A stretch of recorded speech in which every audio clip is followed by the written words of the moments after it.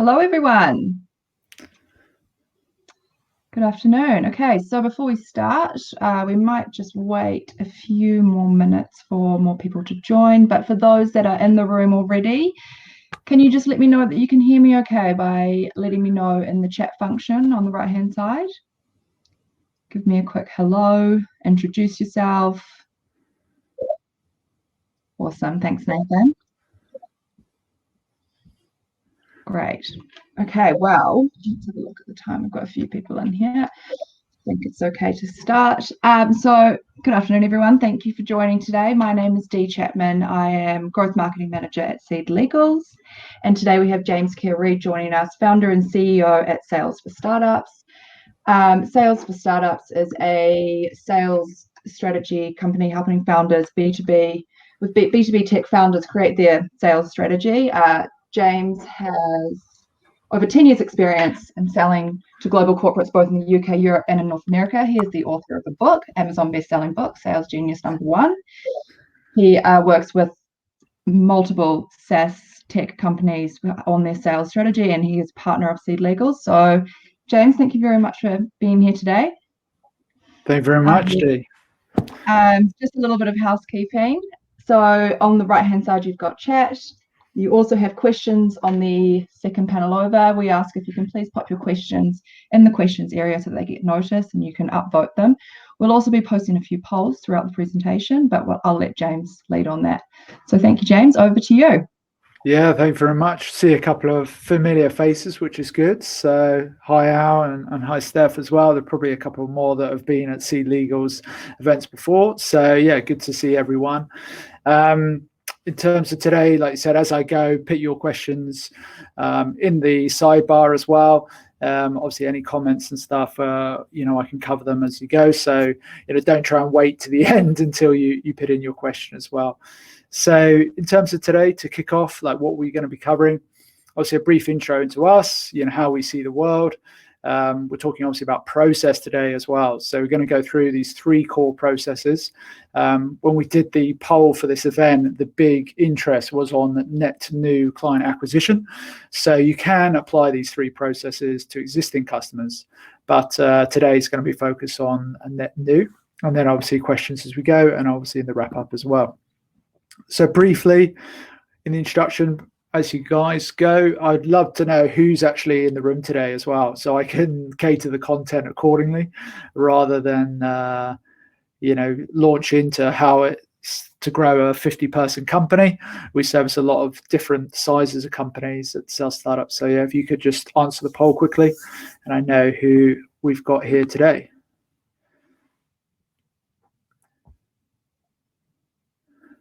So how are we doing, Dee? What's the scores on the doors at the moment? Sorry, I thought that you could see the poll. So we've got a lot of 1 to 20, 13 votes on 1 to 20 employees. Cool. Well, let's use that as a guide today in terms of what I'm going to be covering. Cool. So just a brief about me. I've been in B2B sales for over 10 years now. Anything as little as £400 deals, selling to kind of micro SME up to 2 million in a first client contract as well. So certainly know what like the micro of SME all the way up to global enterprises. Won a couple of awards, did a management buyout, and also part of a fast growing tech company that was sold for 500 million about 4.5 years ago. And hence some of the appetite to launch Sales for Startups. Focus is on pre-seed to Series C, so those before they've got the venture round to when they've raised consecutive, external funding. In terms of what we do at Sales Startups, we build and optimize sales operations for B2B tech companies so they can increase their revenue and secure further funding. Right, so if you were to look at our clients as well, they've got 5 things in common. They're pre-seed to Series A, the majority of them. They're B2B SaaS companies. They're technical founders. So what we mean by that is they're not sales and marketing experts. They haven't run kind of SaaS sales organizations before and often come from a kind of consultant, investor, or product stroke technical background. They've all got UK paying customers, so the people have actually said yes, not beta stage startups. They've all wanted to hire, whether that's sales, marketing, or customer success. There's sort of 5 common denominators when we look at our clients. We're going to be talking today about process. This is just a brief excerpt from some of the research we've done in B2B tech startups, about 453 companies we analyzed, and we came to these 3 key areas to basically rid a founder's environment from the complexity of understanding what the root cause is to their challenge. So we're only going to be covering the 3rd P, which is process today. But there are obviously another 2 key elements to every fast-growing tech company that we've worked with and continue to speak to. So it'd be good to know as well from everyone as well, whether you're leading the sales process, maybe as the founder or co-founder of your organization, or you've got other people who take the majority of the responsibility in terms of leading your sales process. So if you guys could answer in the poll, we can go from there. Dee. All right, lots of votes. It looks like the majority is founder-led. A few votes on sales team-led, but yeah, we're getting it's very much founder-led. Founder-led. Okay, well, we're in the right room. That's the good news as well. So if you look at the SeedLegals audience, it's very often founder-led as well, having done these webinars before. So process, I think, is quite an interesting point that often comes up in conversations with founders. Why do we obsess about process? First and foremost, what is an obsession? It's the domination of one's thoughts by a persistent idea, image, or desire. So often people talk about being obsessed. I'm quite obsessed about sales and growth, but this can be a good idea and obviously a bad idea as well. And we'll talk about briefly some of the things that founders say when they talk about process as well. There's a lot of logic, and it's the sort of rational side and critical thinking side of the brain that when we think about process, it coordinates some other things as well. The ease in which it's built, the ease in which it's improved as well. And often in our audience of B2B tech founders, they're often quite technical people. So it's a very logical thing to deviate towards process rather than some of the other key elements we've mentioned at the top of today's webinar around proposition and people. Process is clearly not in a vacuum. Often people have to carry out processes, whether that's a lead nurture, a lead acquisition, or a sales process. Even some of the people that the tech companies we would all admire of Facebook and Uber and Airbnb, all of these companies, people have built those processes. They have been coordinated, created, constructed as well by humans, rather than they've been built in a vacuum. So we do need to take a little bit of a more human touch way of building our process as well. So looking at the downsides of sort of over optimizing for process is that it does foster the illusion of safety. You think, because I've got this amazing process, everything's going to work out. I've got sales, got a lead acquisition process as an example, and everything's going to be fine. I just need to press go, or I need to inject, £100,000 into these processes, and we'll go from 5 monthly recurring to maybe 80,000 monthly recurring as our business.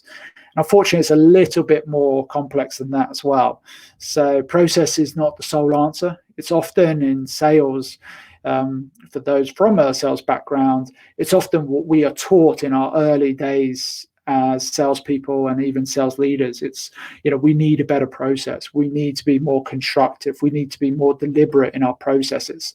And hence, that's what we often gravitate towards, because that's almost like our upbringing. It's the kind of academy of sales, is how to orchestrate a great sales process or a lead process. It's kind of in our DNA. The challenge here as well, there are things like come up, they lack some flexibility. They're not, as we touched on previously, human-centric or customer-focused.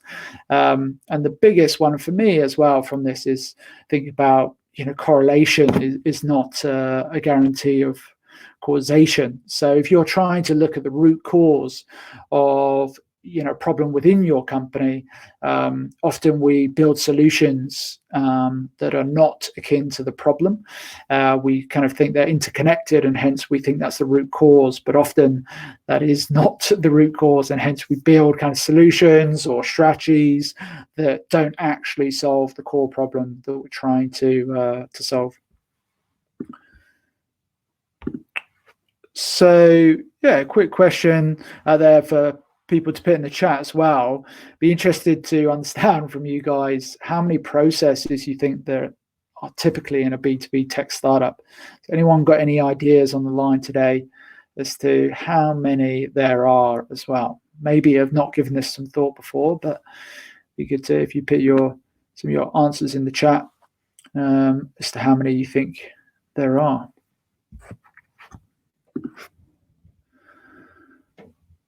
+30, Matthew thinks. I can see a couple of people typing at the moment. Less the more, Antonio says. Interesting. He may have the point. None. Well, that's a very interesting answer from Rahul. Cool. Well, 10. Stephanie says. Well, we're getting a couple of responses, but 3 core processes. Well, that's 3 that you might need, Charlene. That's very astute. I quite like that. So to give away the answer, there's 24 from our research in the startups that we've worked with. So more than you would think in terms of a process. Obviously, we're not going to cover 24 processes today. That's not the nature, and obviously the title of today, we're going to focus on 3, which is important. But to bring a couple of light into the commercial side of the business in some of the processes you might have, these are some common ones that come up as well. So we're, like I said, we're not going to focus on all either 24 or even all those 10, luckily. We're going to look at 3 core processes, as Charlene said. We're going to look at the lead nurture process, the lead acquisition process, and the sales process. Like I said, these 3 core processes can be used for existing customer development as well as net new. Obviously, that's not going to be our focus today, but if you think of it as that point around kind of nurture, acquisition, and sales, you can obviously do that with existing customers. And if you're interested in that, you can reach out to us and book a call with my team as well to find out how you could grow obviously your existing customer base, which is an important part of any growth strategy at startup. So let's jump into these 3 winning processes then. Our big partners, HubSpot, coined this quite nice way of looking at the way that we typically thought about marketing and sales, and that it was, customers were almost an afterthought in the journey that we had. We would get leads in, we would convert them, and they would become customers. And that was kind of, our way. It was a very funnel-led approach. Now, if you look at the research in 2019 and 2020, we've got this lovely kind of flywheel effect, which maybe because the animation's here, normally this is kind of spinning. If you imagine a kind of the merry-go-round, the more you push it as well, it kind of gathers momentum. It takes a little bit of time to get going, but once it gets going, it's very hard to stop. And that's kind of the ability of the flywheel effect, is that these things are interconnected and they reinforce others, so they feed others as well. So like marketing would feed sales, would feed customer success, to kind of create a prospect advocate journey. That's what really we're trying to aim for. But let's kick off with the lead nurture process. Something that's often quite forgotten within early stage companies, especially in the SeedLegals audience, when you're speaking to Anthony and the guys, as to the nature of this great community that's been born over the last couple of years, is that lead nurture is really important. You're not necessarily going to sign clients straight away, but how do you keep the attention and interest of those parties to convert them from strangers into prospects? So this is kind of the typical buyer journey you would see. This is also makes me laugh now as well in times of remote working and COVID as well, where we would have on-site meetings as well. Also, this kind of marketing-led awareness consideration decision has a couple of confusing elements as well, because sometimes it's actually related to earlier in the process rather than from when it's a purchase. And as you can see, it's a very straightforward way of looking at the world. And we know in our information age that the reality is very, very different from this. So this is kind of what we actually see in practice of, a potential buyer and a integrated brand and customer experience as well when you look at the landscape. So you might see sort of a social media ad or blog article all the way through to maybe you download some content, you book a sales call maybe through a couple of email nurtures, and then you might join a webinar. You might download some more content on offer at the webinar, and then sort of you might have another sales call, kind of a reactivation maybe because it's a better time for you. Then you might make a purchase and sort of onboard from there. So it really is a much more sort of multi-touch brand and customer experience than typically the funnel or the way of old in the linear journey is obviously referred to. So lead nurturing with automation, we get asked this a lot as well about, with the little resources you have as well for our audience as well, sort of under 20 employees, you've got to be really effective with your resources and your cash. And hence, that's why we're talking about 3 core processes rather than, the 24 or even the 10. This is some of the ways as well to break it down as to, if you looked at ways in which lead nurturing would be used in order to drive growth into your company. These are some of the elements you could see as well. We've talked about a couple of those on the integrated buyer journey that we referred to previously, but these are very important things. Is that if you are to really create those strangers into prospects, you can then obviously match some of these use cases as well. They might, like I said, download some content, which would be a form submission. They might attend an event, as an example, just like this one. So then you can kind of build out that journey as well. It's really important to know what some of the inputs as well are into that lead nurturing journey and what things you have available to use. You might not have all of these as well, like integrated into your CRM, but it's important to understand where some of those things are coming from. So yeah, just a quick chat and a quick reference as well for those on the line. Do you know the total number of contacts in your database right now? Talking about lead nurturing here, it's quite an important question. You guys want to put any answers into the chat as well, whether you know the total number of contacts. Can see that.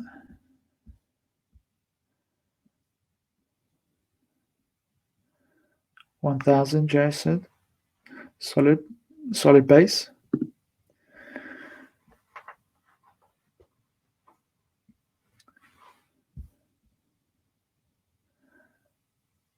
Oh, that's quite impressive as well. 4917. Maybe a quick check as well before the call.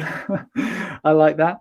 Very nice. So yeah, it's important to think about how big your community is as well. Like often we're obsessed, obviously, with sales and growing our companies, but we don't actually really know how many there are, how many are in our community, how many are in kind of our information ecosystem as well, to nurture those strangers into prospects. Sometimes we kind of try for innovation rather than optimization, and if we can obviously use that vital resource that we've maybe built over the last year, 2-3 years on our various journey points and interaction, then we can really sort of scale things up from there. Cool. So we talked about a couple of these ways. These are some of the common ones that we see people coming in through: form submission in early stage companies, import, that could be data upload, maybe in times gone by, you would obviously update and import that database and obviously make sure it's GDPR compliant. Integration with, say, another software that you might use within your sort of marketing landscape. Chatbot maybe on your website or your application as well. It could be like kind of Zendesk or an intercom, for example, as well. People might be entering into your point in terms of free trial, for example, or page view as well. So people viewed a certain page and then maybe have made either a form submission or some explicit preference as well. So moving on to the lead acquisition process. So we've talked about the stranger to prospect point. Now we're going to go from prospect to lead. So we are trying to ultimately get these people to a point where obviously they enter into our sales process. So first and foremost, obviously, this is where some optimizations really do help as well and take away some of the sort of input and emphasis needed from the team as well to create those leads as well. So we're talking about sort of workflows that are used in the CRM. So we've already said we're quite big fans of HubSpot. There are obviously other CRMs you can look at as well to perform some of this heavy lifting with regards to workflows as well. So we talked obviously about some of the nurturing point. Now we're obviously talking about making that lead into a marketing qualified lead and then sort of into an opportunity as well. So to give a kind of example as well, that you would have an enrollment from some of those submissions we talked about. Then you would have some of those actions that we reviewed on the buyer journey. They might be, an email, an invite to an event, for example, a send out of certain content or a video to watch as well. And what you're trying to look at is to get to an end goal. So it could be, a sales conversation and discovery call, as an example. What are the activities that give the greatest ROI in terms of the goal? So you can then sort of look at that acquisition process and see what are the most effective activities or actions that create that end goal. It could be, at a higher level in terms of some of the submissions, but normally it is to obviously get a confirmed, call in the diary or a demo, for example, to then, enter into the sales process. So really, really important that you use some of these workflows as well to take away, a lot of the strain on the founder as well, because you're running around doing lots and lots of things, and workflows makes that a lot easier. So onto the sales process. So at this point, we've obviously got people into, our sales process. They've, say, booked a call or they've expressed an interest for a demo as well. What are now some of the key fundamentals around the sales process? Sometimes this is referred to as the conversion process, because really what it is about is taking kind of leads into customers. And this is quite a complex area. I'm obviously going to give you some highlights as well how to do this, but it is often akin to your own buyer's environment. For example, if you're selling to, global pharmaceutical companies, for example, your sales process is going to be different than if you're, for example, selling to, founders of, 10 to 50, B2B tech companies, as an example. Very, very different. So you need to cater your sales process, obviously, to your market as well. Couple of key points, though, in terms of when you go about constructing your sales process. Obviously, even those who may be slightly late to the game in terms of using a CRM, it's something you should be using, you should start operating with, because it gives you a lot more visibility of what's truly going on, and you can make great analyses as well to improve your sales effectiveness.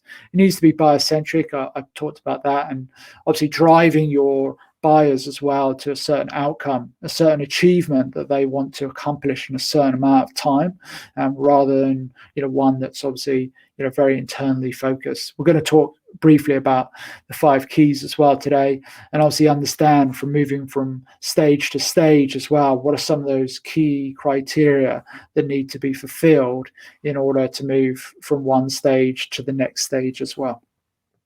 So looking at this a little bit at high level to make the point around being buyer-centric is that if you actually think of it from a prospect's point of view, they may be sort of investigating your company, understanding, what it is you do as well. And that could obviously be, as we talked about, it could be search, it could be reading a blog article or some kind of question.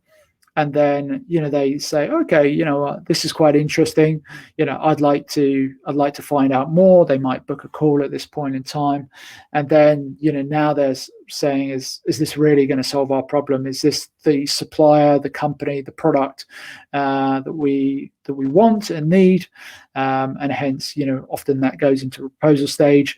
Then they're obviously, from that point, now they've got your proposal, they're trying to evaluate whether this is really the solution they need. Is this going to solve the root cause of the problem? And is it a priority? So if you're, selling, marketing, software as an example, that could be in preference to, say, operational software or sales software or, sales enablement software that they'll be using. So you do need to think about your direct and indirect competitors as well, especially later in the process around the evaluation. You're not the only budget option as well that people have, even if you're not in a massively competitive scenario. Kind of inertia is one of the things we always need to guard against as well. With regards to a sales process. And then obviously from the prospect's point of view, when they do make that decision, they want you to kind of run like the wind as well in order to get them going, get them moving, get those results as well. And then obviously we're talking about time to value and the existing customer process as well, and onboarding from there. Talked about these kind of 5 keys. What are they? So if we were to break this process down in quite a lot of detail, would be trying to understand what are the key questions, that the prospect is asking at that point in time. Even when they're investigating, they're kind of asking some of those questions to themselves rather than openly to you. And then what are the things that they're trying to achieve, those key wants? And then what are the things that we can give them, say that's content or material, to enable a kind of content-assisted selling approach? And then what are some of the questions that we need to really ask them in order to ascertain whether they're the right fit for, our company, our services, our solution? Would they reap value from a purchase like this? And then some of the activities we need to perform at that stage of the process in order to accelerate, that buyer experience, and obviously throughout the buyer journey to become a customer. So one of the things that we get asked a lot is about, okay, how do you come up with some of these key questions? Well, the start, if you do have things like, even if you've got the Zoom Pro license as an example, or you've got other sort of call software as well, you might be able to record calls. One of our partners is quite big in this area in terms of, they're called Sales Loft, and they record some of the conversations as well that you're having, so you can actually go back and analyze some of those calls and look at, okay, in sort of the proposal review call, what are the common questions that our clients are asking us, and then what sort of categories do those questions come into? Are they ROI focused? Are they about sort of functionality and features? What are some of those questions as well, so that we can enable that buyer in a better way?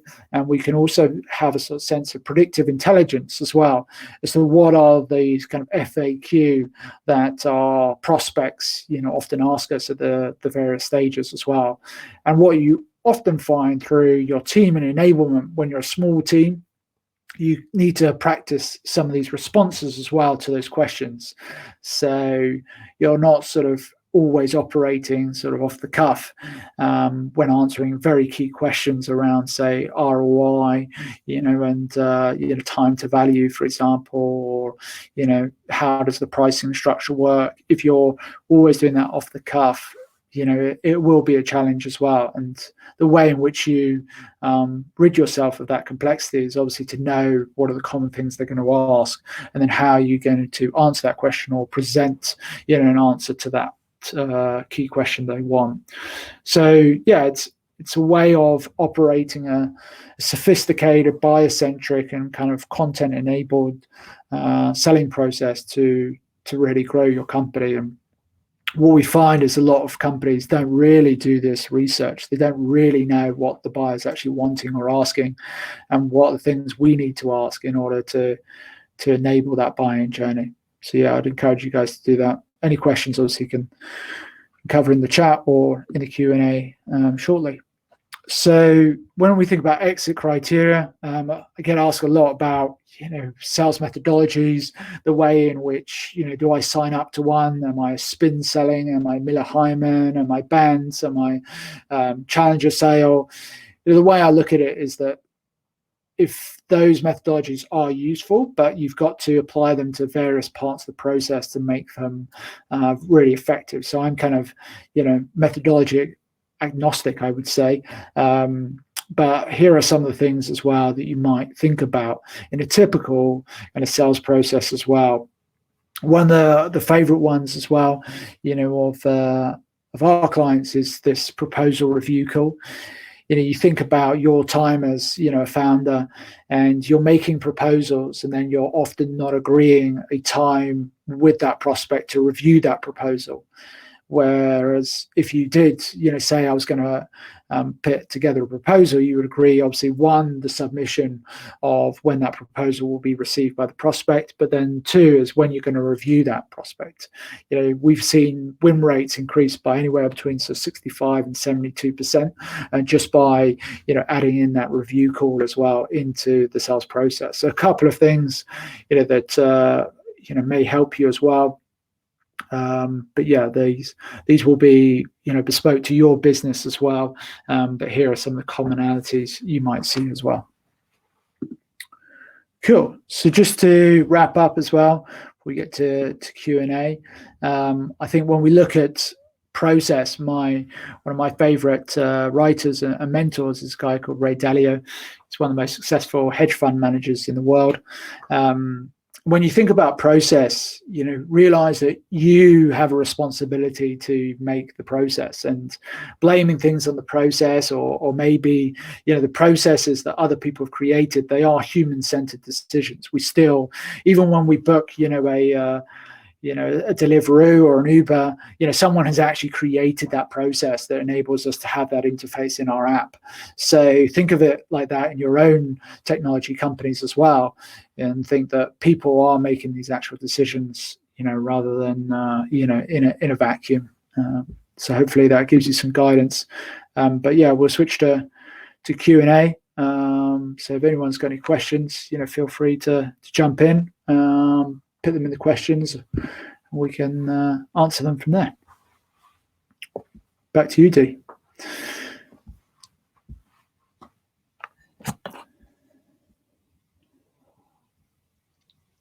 Thanks, James. Let's see if we have any questions in the questions panel. No need to be scared if anyone has a question. Yeah, I don't think I've gone through any, process point and someone hasn't asked one question as well. So, normally people are asking very tactical questions rather than strategic ones, in my experience.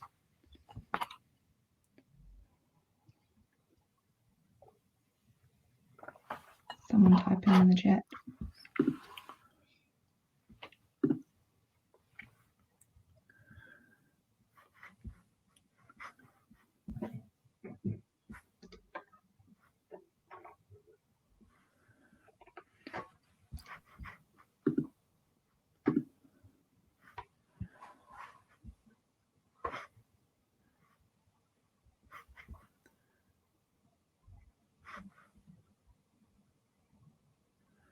Yeah, we've got a question from Elliot here.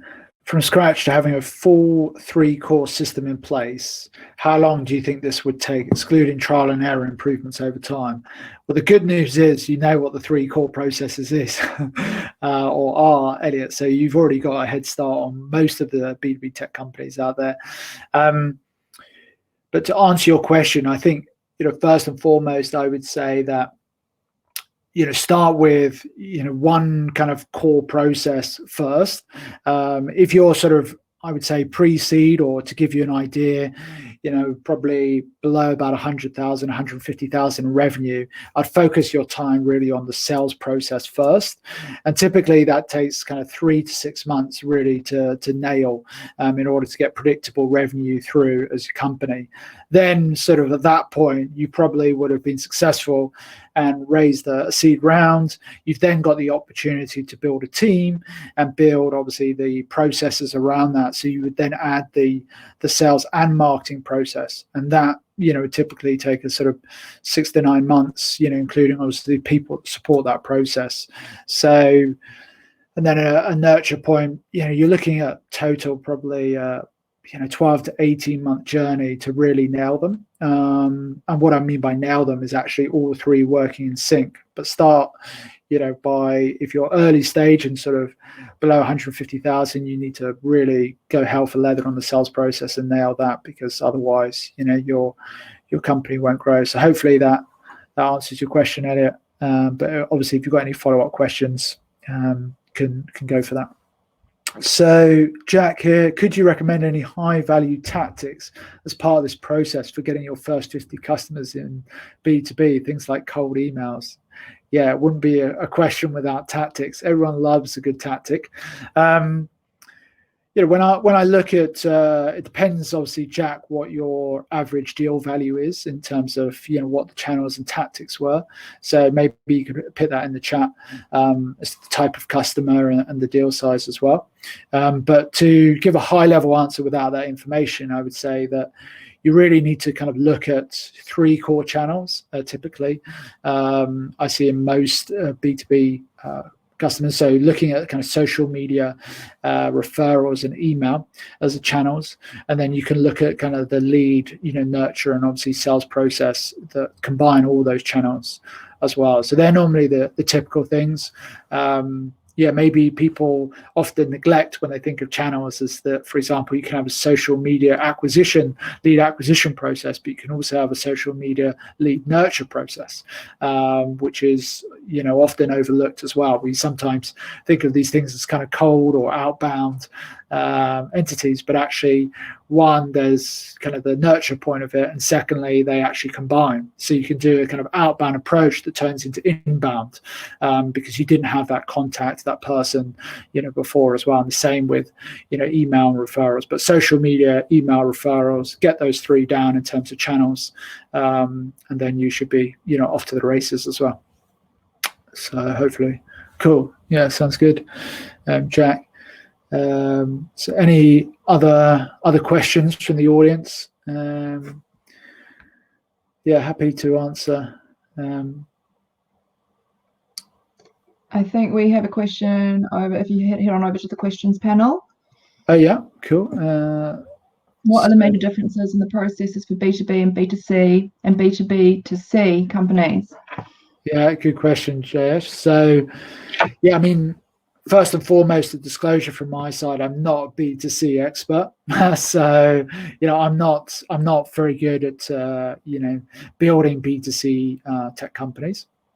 But in terms of a couple of differences I know about B2B, obviously, and B2B to C, in terms of the processes, I think at the early stages for B2B, it's really focused on, lead acquisition and sales process as the kind of, if you look at the first sort of 12, 24 months of a tech company's, lifetime, they're focused on that. With B2B to C, what you're really looking at is the nurture is often massively important, but it's also a kind of supply and demand effect. So what you need to do is often build that community to then, sort of bring in the clients, and then you build in the community. So for example, to put that into context, you might have a tech company that does a, student rentals, for example.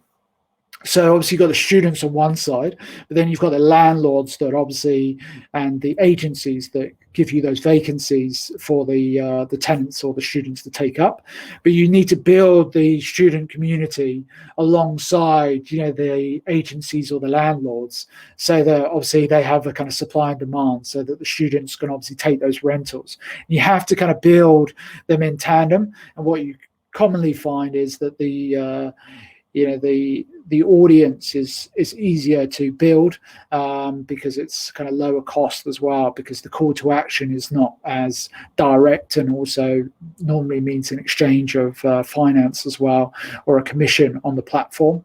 So yeah, it's that's a little bit different from a typical B2B model. Is you have a kind of supply and demand, and you have a sort of tip over point where you say, we've got this amount of students, and then we can suit these landlords now are interested in our community because we've got 10,000 students now, whereas previously we had 5, for example. So it becomes attractive. Got another question as well. What's the key difference between service and SaaS sales strategies? Yeah, good question now. So yeah, service and SaaS, so we're really talking about professional services versus a software company. Some obviously software companies do have a service element to them as well, and some SaaS companies are born from service companies. So it is to do with the evolution of your company.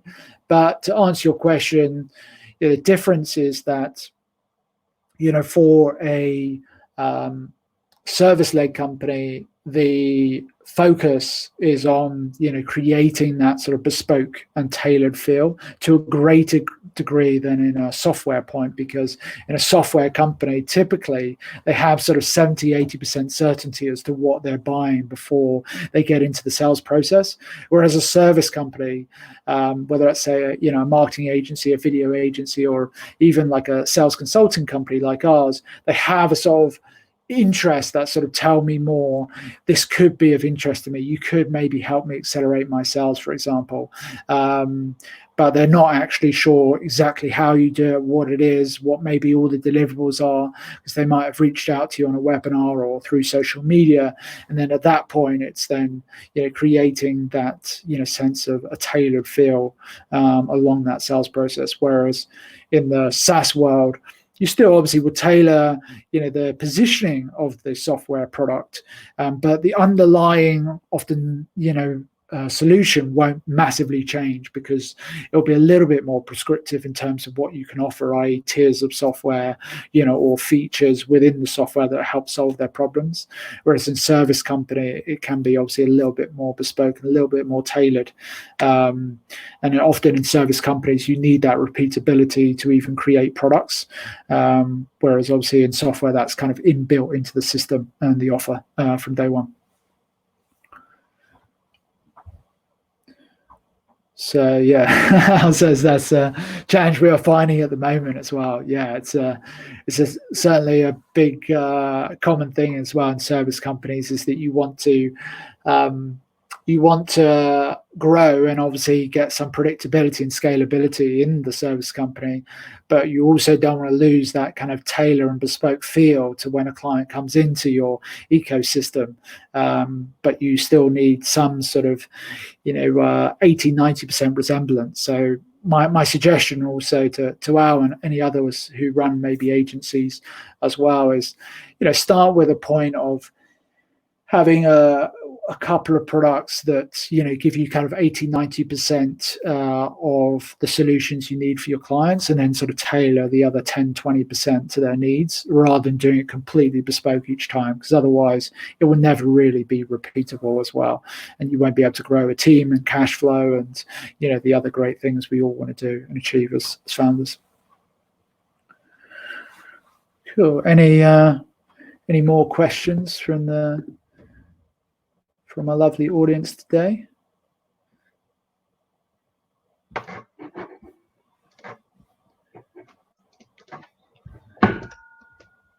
Should we call it? If anyone wants to connect with me, you can connect me on LinkedIn. I have a kind of weird and strange Scottish name, James Ker-Reid. And obviously you can check us out on our website if you want to find out more about how we grow tech companies from kind of net new or existing customer development, salesstartups.co.uk. So check me out on there. Post quite a lot of content as well on LinkedIn around defining your value proposition, building a great team for successful growth, and then obviously clearly around, as we talked today, around the process element of growing a tech company. So from me and I guess, from Dee as well. Thank you so much for joining us today, James. And the recording will be sent out after we finish the webinar, as well as a link to book, click through to book a consultation if you're interested with James. And thank you for joining us today. We look forward to seeing you again soon. Yeah, thanks, Stephanie. Thanks, Matthew, for your kind comments as well. And thank you, everyone, for the questions as well. Really enjoyed today, and great to be back on the SeedLegals webinar front. So it's been a couple of months. We lasted 1 week. All the best, everyone. Bye for now. Thanks, guys.